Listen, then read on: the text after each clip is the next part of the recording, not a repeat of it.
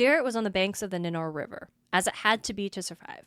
Book 1, Eragon. Chapter 21, Daret.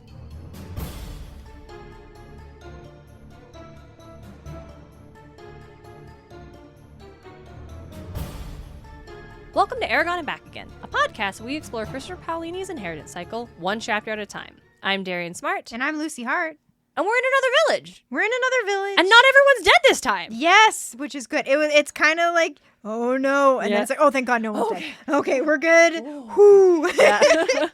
But before we get into that, Luce, Yes. do you have a spark of inspiration? I do a little bit. Sparks. So like, I've been kind of struggling with like getting back into writing. I just like, it's a personal struggle with myself about self-confidence and how I feel about my writing. But there was something I learned from the writer's boot camp that I was in that I've been kind of taking some solace from, is basically like, if you can't, like if you're, don't overwhelm yourself if you can't write or do anything like that.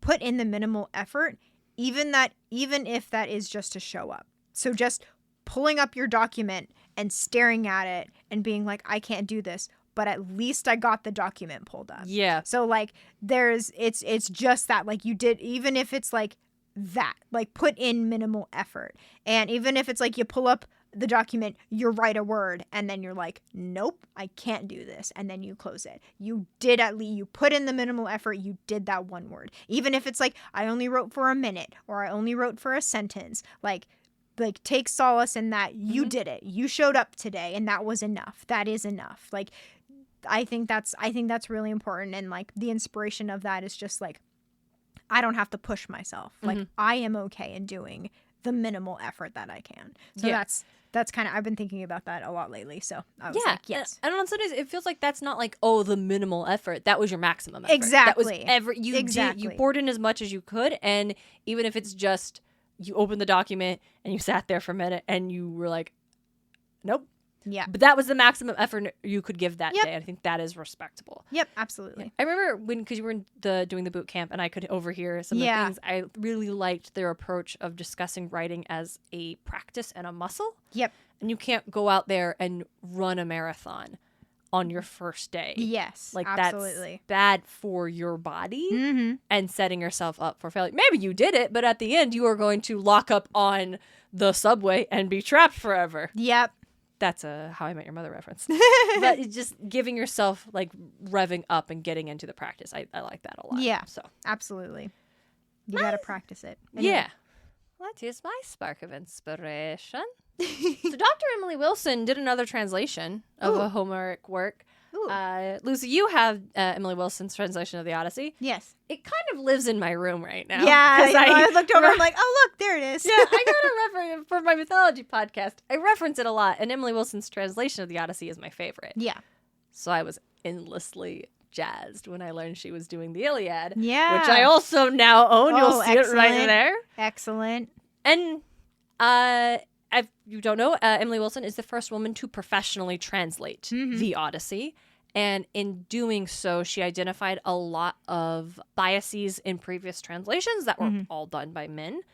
And the fact that a lot of men took that very personally. Yeah. They're like, how dare? But it reminded me of how, like, because you'd be like, hey, these things have been translated in a certain way for a long time, but that's not actually accurate to what the text the original says. Story. This is like a bias or a cultural expectation or interpretation they are projecting onto this piece. And that is not necessarily being like, these men were bad and they were failed. Yeah. It's identifying like a drawback in a limited experience. Yeah. And kind of reminding me of like in archaeology. And this idea that for a long time they would find like knives put up higher in rafters. Yeah. And there was a theory like, oh, well, they believed that if like the knife was closer to their god, it would be sharper. And then women got into the field and they were like, it's so the kids wouldn't play with them. Yeah. Oh.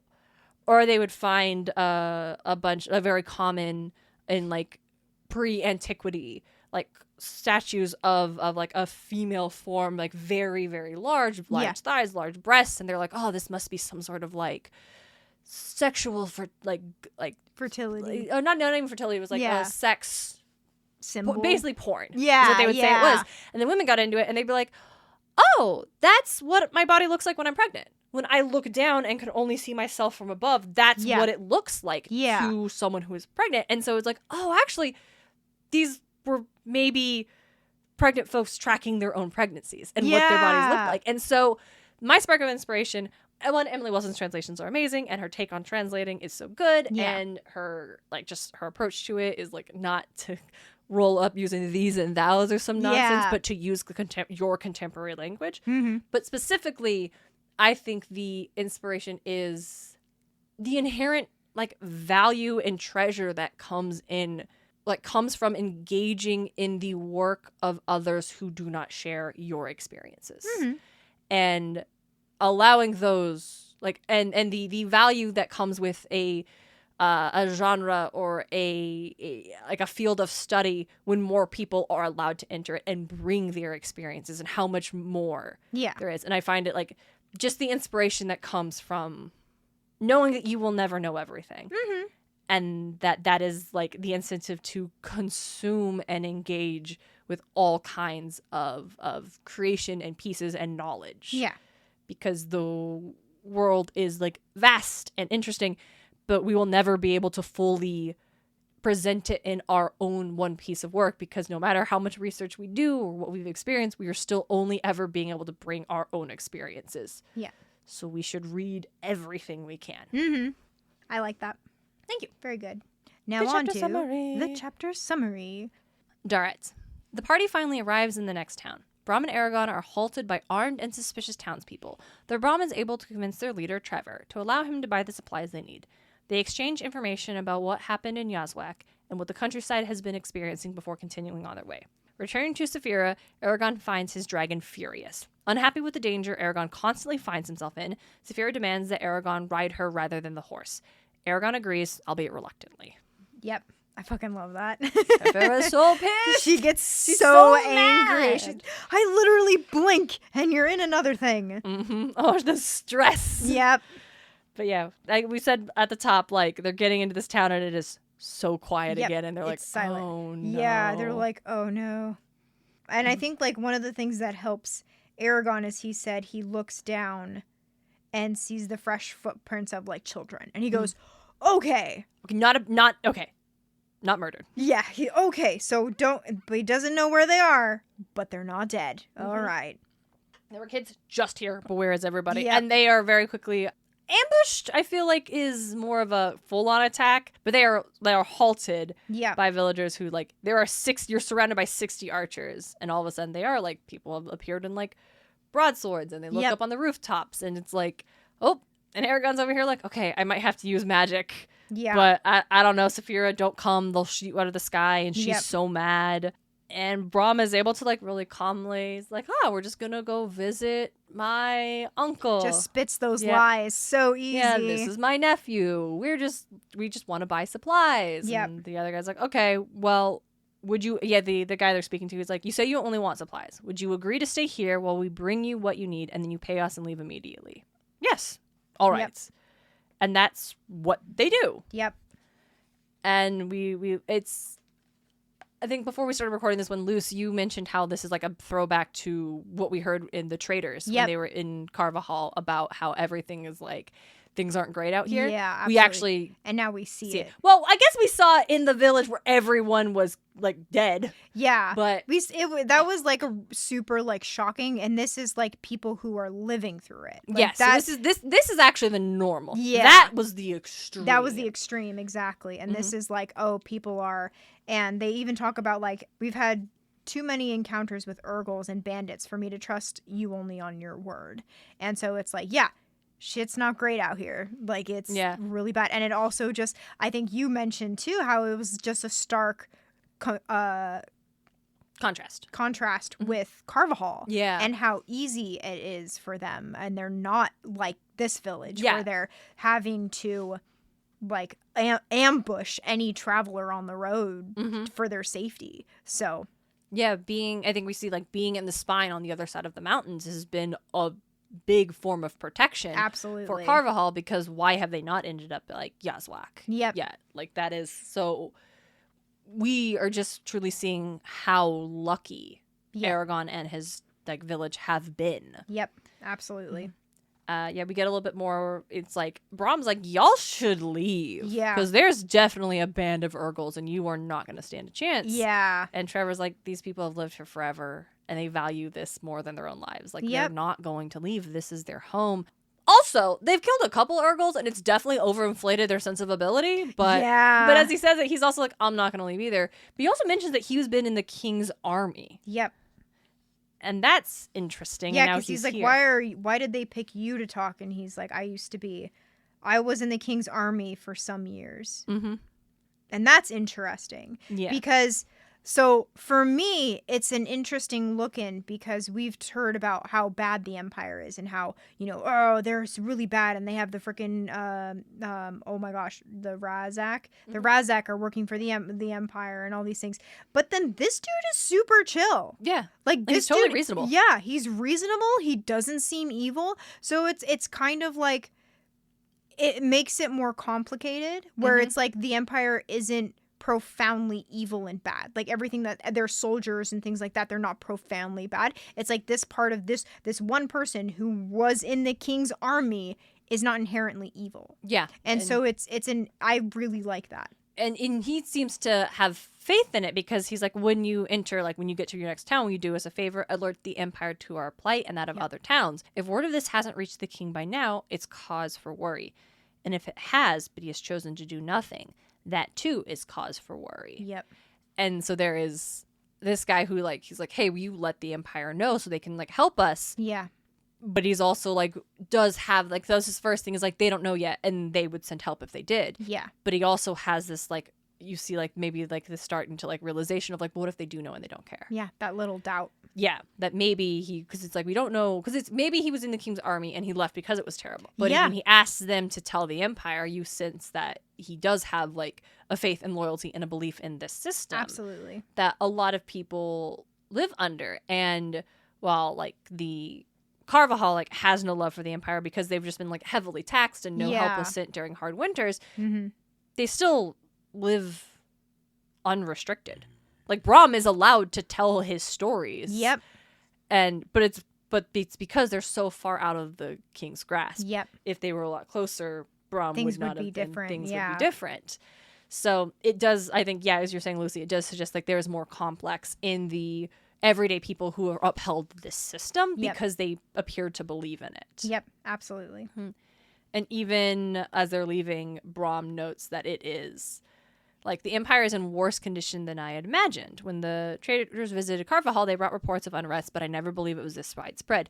With all the Urgles around, it seems that the Empire itself is under attack, yet no troops or soldiers have been sent out. It's almost as if the king doesn't care to defend his domain. Yep. And so it makes you wonder, what Galbatorix wants. What is his motivation, if not to... it's well, these are Urgles running amok and killing your civilians, your villages. Not just that you care about your people. Yeah. We get, it's again genre. We know he doesn't. Yeah. No, listen. His name ends with an X, and he has a black dragon in a fantasy novel. We know he's evil, right? He overthrew the writers with a dirty shot. We know he's evil.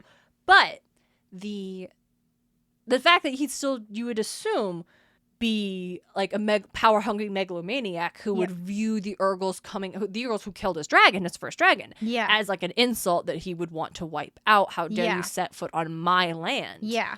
And he's not doing that. And he's not doing anything. And it does leave you to wonder what is going on. And what happens. Yeah. Yep. Broadening the fact that Eragon, the world is bigger, the Shade and the Razak and all these other factions that he doesn't know about. Yep. And that we still don't know the bigger picture. What is the king after? Because it's also with this, it's also, I think I'm remembering this when I first read this, and it made me think about the Shade and the Urgles that we get in the first book. It's is the Shade ahead of these Urgles attack, and is the Shade doing this unmounted, unknown attack to the king's domain, and the king is just completely unaware of this. So it adds a two, Galbatorix is evil, but then the Shade is evil, and it's if there's going to be an all-out war that breaks out between the Shade and this king, what's that going to do? And just, it's a lot of unknown, but it a lot of tension. Yeah, because we believe the Razak are working for Galbatorix, because that's what Brom says they do. Yep. And Brom, we have no reason to believe Brom is lying. Yep. But Brom could be incorrect. Mm-hmm.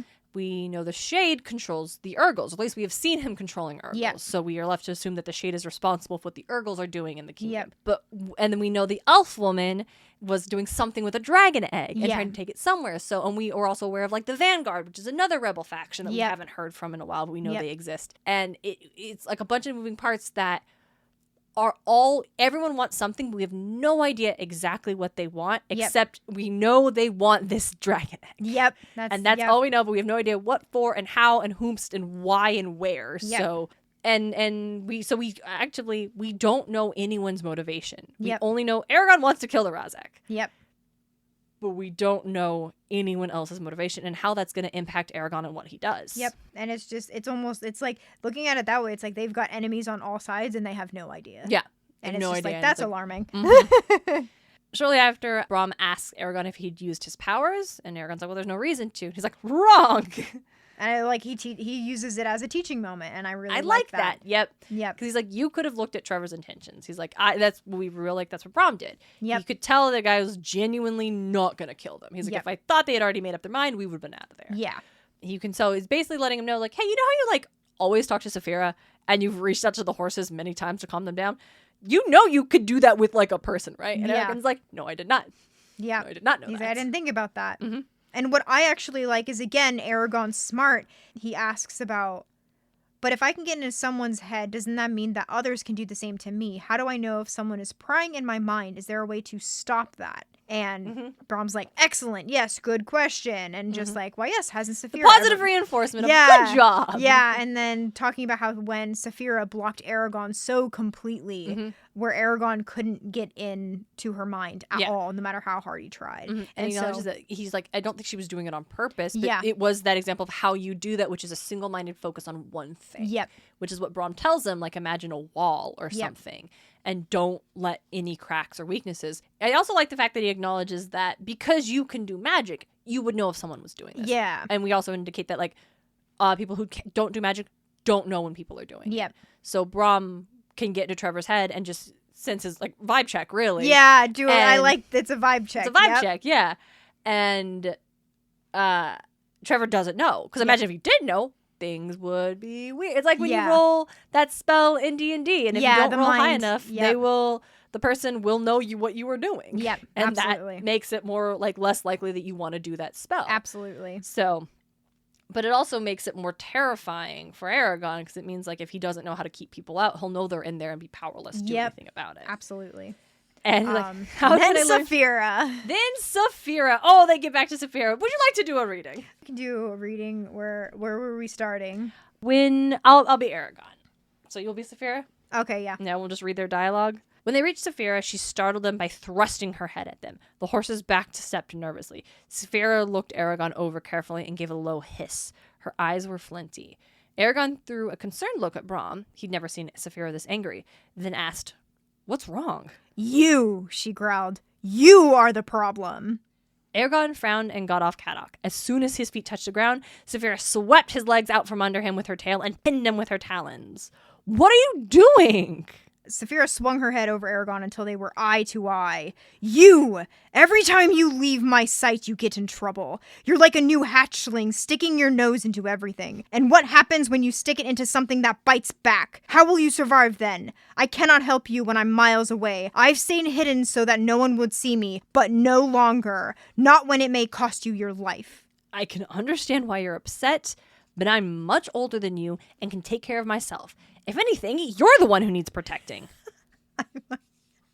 Sorry, this is great. And then she snarled and snapped her teeth by his ear. Do you really believe that? Tomorrow you will ride with me, not that pitiful deer animal you call a horse, or else I will carry you in my claws. Are you a dragon rider or not? Don't you care for me? Oh, wow. Wow. It's the layers. Yeah. I'm angry that I have to keep hiding and I can't protect you. I'm scared you're going to get hurt. I feel confused and upset that you insist on still riding the horse and not me. You were supposed to be my rider. Yeah. Why are you still riding the horse? It also goes back to like when it was just them at the farm, like they had days where they just spent time together and talked, and they've had none of that now. Yeah. And it's like and it's also Eragon has Braum. Saphira has no one. Yeah. She's like up in the sky with like no one to she can reach down and talk to them with her mind, but it's lonely. It's lonely. Yep. And so when Eragon relays to Braum what she wants, and Braum's like, yeah, it'd probably be fine. But if you're attacked or there was an accident, I wouldn't be able to get here in time. And Saphira pressed harder on his chest, stopping his words. Exactly my point, little one. And it's like, okay. It's like that's a point. And I do like how we go back to like Eragon is scared to fly. Yeah. Because he got hurt so bad. Yeah, he's like, and so he's just scared. Yeah. But I also like how we see again, like how deeply like Saphira cares about Eragon and is frustrated and scared and just like, we're gonna do it my way now. I'm done. Yeah. But also we use that moment where Eragon's like, wait, but if we're away from like Braum, if I'm not next to you, what if something happens to you? And Saphira's like, exactly my point, demonstrates that Eragon cares about Braum just as much as Saphira cares about him, and we know that's a whole awful lot. Yeah, and it's not that, and it's also just kind of like with Eragon cares about Saphira, but Saphira's a dragon. She's got this. Like he's not worried about her because she's up in the sky, she can protect herself, whatever. But it is that like double like, well, I'm worried about Braum, and Saphira's like, yeah, I'm worried about you for the exact same reason. Yeah, like I'm cool, but you're squishy, and that's not okay. Yeah. And Eragon's like, well, I know Braum's capable and stuff, but when we were attacked by Urgles, like, they still got the jump on him. I think he said that, like, a stupid horse got kicked and reared back. Yeah. And like, whatever. The orc, it shouldn't have happened. Kicked him, yeah. Even though, like, so Eragon does, like, very reasonably it's, like, reasonable to be concerned about Braum now. Because he did see Braum get really badly hurt. Yeah. So, but he does promise. Yeah. He's like, okay. He gives her her word. He gives her his word. And then we get a pretty solid level up in the swordplay training. I do really like this. I think about this a lot. Yeah. Like, ever since I first read this, I think about how this happens, and I'm like, it's just so good. And like, there's so many times where like in other books, two characters will be fighting with swords. I'm like, y'all are gonna get dinged up, and it's just gonna be bad. I'm like, y'all should just like create this like barrier on the sword so you don't do that. And it's always this. This is always stuck in my head. It's so good. I love it so much. Yep. I love that it starts with they've gotten so good. Eragon specifically has gotten so good that Braum is definitely even fighting harder than he was before because the sticks break. Yep. So just throw him in the fire. Like, all right, time to use our swords. And like, at first, Eragon's like, "Are you're joking, right? Like we're going to kill each other. We'll cut each other to ribbons." Yep. Is what he says. Not so. Again, you forget magic. Yep. I don't know what my Braum inflection is. Sometimes he is like serious and stoic, and sometimes he's Rumpelstiltskin from Once Upon a Time. I have no idea what I'm doing here. But yeah, he puts a spell to like put an invisible barrier around the edges of the sword. And that's tight as hell. That's like, so good. That's really It's really good. So it's like they'll still break, and I like how he says, what does he say? These swords won't cut us, but they can still break bones. I would prefer to avoid that, so don't flail around like you normally do. A blow to the neck could prove fatal. So it's like, it's still dangerous that they're doing it. They're not going to cut each other, but if they swing hard enough, they could still be not great. Yep. So it's like, they still have to be careful. And I do like that too. It's like, most of the danger is averted, but not all of it. Like, these are still weapons, and they can still do damage. Yeah. Sparks, but even with like the barrier around it, it still doesn't decrease the coolest part, which is when sparks fly off the blade. Yeah, like that is the coolest part of a sword fight. Yep, absolutely. And I also, were you gonna keep going? Nah, it was just cool. I also really like that Eragon's not just like, all right, I know how to fight now and I can do this with a sword. A sword would be significantly heavier than a stick. Yeah. And so I do like the sword felt slow and heavy to Eragon after fighting with sticks for so long. So now he has to get used to an actual sword. So I do, again, I love that detail because it makes sense. Yep. I like it's a very like level up. And I'm like jazzed that it's like, it's just, all right, time to use swords now. Yeah. We've been sticks long enough. Now for swords. And like, okay, cool. Yeah. The complaints I had about the training first sequence, I still have those because I don't like how it was introduced. Yeah. But every training sequence after that and how it's like building up like is very satisfying. And I like seeing it progress. And I also like that the book is actively acknowledging Eragon getting better. Yes, I do like that. And we get little bits better. Not like leaps and bounds. Yeah, not leaps and bounds incredible now, but like we acknowledge we are actively seeing his growth through the training, and it's very satisfying. Yes, I agree. It's very good. Yeah, that's all I can add. I'm like, that was all just putting emphasis on what you said. So yes. Lucy, what is your writing takeaway for this chapter? I kind of want to do something with like, I think we talked about foreshadowing as one of the other ones, like using foreshadowing and like doing things like that.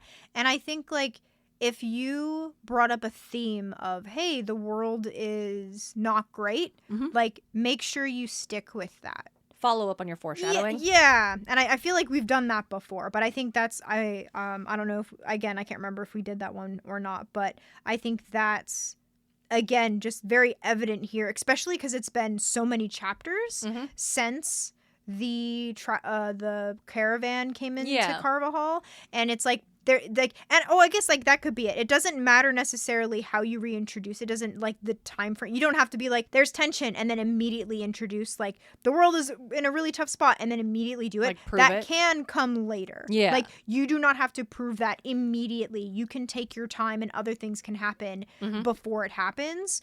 Just make sure that it is followed up, because I feel like it would be a plot hole to like introduce something and then just never follow up with it. Yeah. Like it just like sweep it under the rug or whatever. But if you're going to follow up on something, make sure to follow up, but it doesn't have to be immediate. Yeah. I think if you're like saying like, oh, the Empire is like, there's unrest and it's dangerous, and then we never actually get to see that, but people keep just telling it to us. Yeah. It makes the narrative feel unreliable. Yeah. And then all of a sudden it's like, well, when do we know if something's actually like, you want to give me stakes, but then you don't follow through, or you don't show me, you just tell me, and like, how am I the reader supposed to like believe anything? And then, oh, well, that is like, you say something else, and now that one turned out to be true. Then I don't trust you. And if that's not your intention as the narrator, like as the one who's doing the narrating, don't do that then. Yeah. And I think like, again, like they could have come out of Carvajal and then seen the first village, the one that Rowan went to work on, that could have been destroyed or something like that. And I feel like that would have been too soon. Yeah. But it's like the next village they go to is decimated, and then this one they go to has been experiencing the troubles. And so I think like, again, like you don't have to do it immediately. You can extend that. Yeah, absolutely. I think for mine is like, let your characters be angry. Because Saphira's anger. Yeah. I liked it a lot, and I find it valuable. And I think sometimes characters being angry is just like, oh, you must temper and control your anger. And like, it'll consume you. Which, like, yeah, misplaced anger is harmful. Yeah. But Saphira is allowed to, I like that Saphira is allowed to express her anger and also demonstrating where that anger is coming from. Yeah, absolutely. I agree with that. I just think it works. Yep. Let your characters feel their emotions. Luce, do you have a call to action for our listeners? I'm trying to word this. What would be like, not like your favorite, or I guess like your favorite or like the best example you've found where a character expresses their emotions in a way that like really resonated with you? Yeah. Yeah. So like with Saphira being angry, it's like, oh yeah, and like even in the couple of chapters before where Braum was like really angry, but like was able to explain it in a way that you're like, yeah, that totally makes sense. Yeah. So it's like in those situations, like what is a way? It doesn't have to be anger; it can be like anything, but where they expressed their emotions in a way that you're just like, that makes sense. Feel it. Yeah. I'll give an example, not from this text, in Girl Goddess Queen. Yeah. There's a moment where Persephone goes to the underworld specifically to avoid being like forced into a marriage by Zeus, and Hades doesn't believe that's why she's there, because how could marriage be so bad that you'd come to the underworld? Yeah. But he has this like place where the rivers of the underworld meet that will show him anywhere in the world, and he actually sees Demeter and Zeus taking offerings for Persephone's hand. Yeah. And so he brings Persephone to watch, and she sees Hermes like offering up his lyre. Or offering something, I don't remember. Yeah. And because Apollo offers the lyre, which is the thing Hermes gave him. Yeah. So Persephone's over here like he's going to re-gift something. Yeah. But so she has to watch it, and it's very upsetting. Yeah. And Hades is disgusted. He's like, I would never let anyone talk about the goddesses of the underworld this way. I would never let them be treated with such disrespect. Yeah. But Persephone's angry at him because she's like, I already told you this. Yeah. I told you this. Why didn't you believe me? And you had to see it for yourself to believe how bad it really was. Yeah. And also, you didn't even think about how seeing that myself would Would upset me. Like that deep, like triggering. This is her greatest fear, and she's seeing it in real. Yeah. And like, yeah, and I think it was like a very like complicated layers that were done very well in this scene. And Hades does be like, oh, yeah, I should have believed you when you came because you had no reason to lie, and I should have thought about how this would hurt you. Like, you have every reason to be upset with me. Mm-hmm. Great book, y'all. Great book, I y'all. really gotta, yes. Mm-hmm. I'm still keeping an eye on Audible for it. One day. One day. Well, listeners, as always, hit us up. Let us know your thoughts for this episode, any previous episode, favorite moments, stuff like that. Over on Instagram at Eragon Pod is where you'll find us. Absolutely. And until next time, she's Lucy Hart. And she's Darien Smartt. And this is Eragon. And back again.